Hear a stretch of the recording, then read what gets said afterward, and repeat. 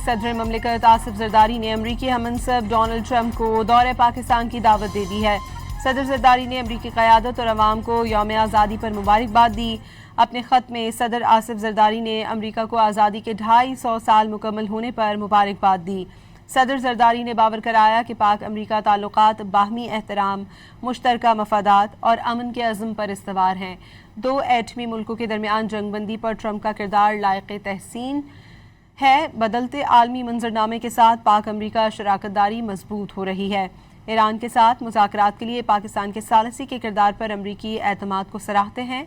बावर कराया कि पायदार हल सिर्फ मुज़ाकरात, सिफारतकारी और कशीदगी में कमी से ही मुमकिन है। सदर ममलिकत आसिफ जरदारी ने अमरीकी हममंसब डोनाल्ड ट्रंप को दौरे पाकिस्तान की दावत दे दी है। सदर जरदारी ने अमरीकी क़यादत और अवाम को यौम आज़ादी पर मुबारकबाद दी। अपने ख़त में सदर आसिफ जरदारी ने अमरीका को आज़ादी के 250 साल मुकम्मल होने पर मुबारकबाद दी। सदर जरदारी ने बावर कराया कि पाक अमरीका ताल्लुकात बाहमी एहतराम, मुश्तरका मफादात और अमन के अज़्म पर इस्तवार हैं।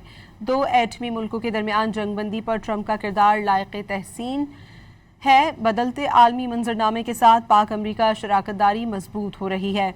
ईरान के साथ मुज़ाकरात के लिए पाकिस्तान के सालसी के किरदार पर अमरीकी एतमाद को सराहते हैं।